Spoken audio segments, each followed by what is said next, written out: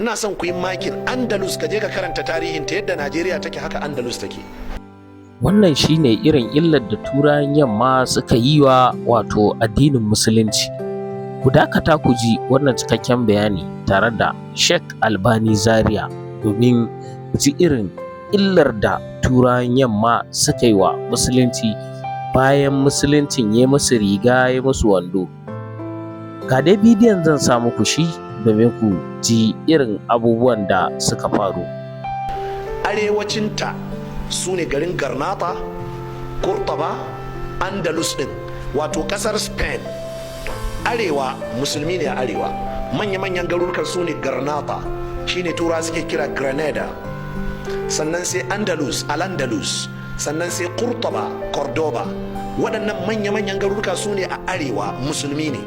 Sannan sai kuma ainihin kudanci su kuma kiristoci ne. To a arewacin Spain ne aka yi wannan jami'a, da suka ga sun karantar da 'ya'yan sai suka ce to yanzu su ba da dama 'yan kudancin ma su rinka zuwa ana ba su admission. To da aka rinka ba su admission suna yi sai suka kulla makirci. Ku tuna karatunmu na ɗazu, kar ka taɓa amincewa da su. Da suka ga sun karantu sai suka ɗauko wani makirci, shine duk wani littafi da duk wani research duk wani discovery da musulmi suka gano, suka bi a hankali suka juye shi daga larabci zuwa turanci. In na ce zuwa turanci ba lallai turancin ingilishi ba, ma'ana yaransu. Da suka tabbatar cewa ilimin suna da shi, littattafan suna da su da yaransu, sai suka haɗa kai dare ɗaya sai suka ƙona jami'ar, sai aka neme su aka rasa. Sai suka koma sai suka ci gaba da developing waɗannan researches, suka ci gaba da haɓaka da binciken nan. Ƙarshe sai suka ce duk musulmin da yake so to ya zo gurinsu. Amma akwai abubuwan da dole sun fi ƙarfinsu, sun kasa su ainihin wato samar da nasu. Misali, sunayen abubuwa da musulmi suka rinka sawa kamar alkaline. Alkaline a cikin chemistry musulmi ne suka sanya sunan.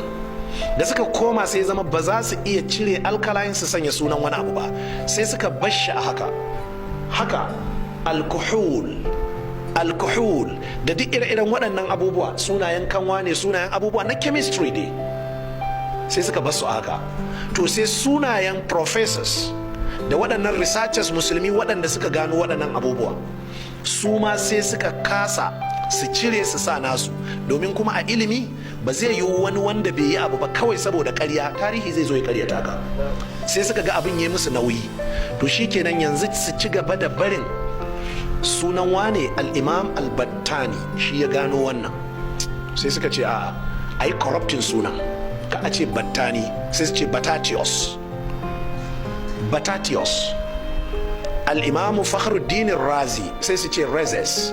Muhammad al-razi sai su ce rezes. Sai suka bi sai suka yi corrupting, suka ainihin gurɓata sunayen. Sai ya zama kai in kana karatu in ka san wannan din ka zo ka san wannan, ka san cewa waɗannan abubuwan namu ne. Ko kun fahimta jama'a? To amma ya aka iya? To daga baya sai suka nemi duk wanda yake son wannan ilimi ya taho gurinsu. Bayan sun cancanza waɗannan sunaye ko sun gurɓata su, sai kuma sai suka shigo da wasu irin al'adu nasu na addinansu, da wasu irin rantsoyi nasu, da wasu irin ƙa'idoji nasu, da kuma sanya suturu irin nasu.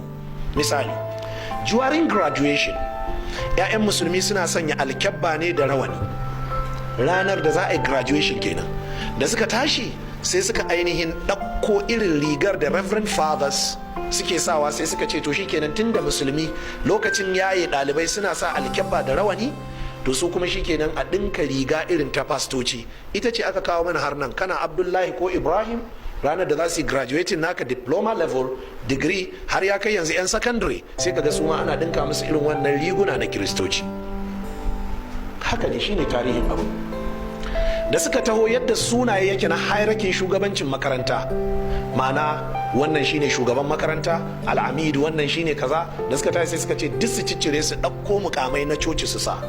Sai ka ji dean, sai ka ji HOD, duk waɗannan mukamai ne na coci, sai suka kawo sai suka sa in their academic system. Suka ce kuma dole ka bi, you have to abide with their rules and regulations, saboda nasu ne. 'Ya'yan musulmi da musulmi galibi ba su san waɗannan tarihin ba. Shi yasa dole sai ka ga yaran mu suna narkewa a cikin waɗannan abubuwan, amma babu alaka. Misali yanzu, me yasa dole sai ka sa bakar coat zaka je defending case a kotu as a lawyer? addininsu ne. Babu dalilin da zai sa na yi ilimin lauya da babban riga ba zan iya zuwa in tsaya ba, sai a ce ai yau baka sawo court ba, baka sawo court ma'ana yau baka yi shirin kare shari'a ba, don haka ba za ka tafi da farar riga ko kuma doguwar riga ko malin a matsayinka na lauya ka je ka yi aiki a kotu ba. Sai a ce accountant ga irin rigar da zai sa, shin kuɗin ba za su kirgu ba ne sai in ya sa court? So sun shigo da al'adunsu da addininsu.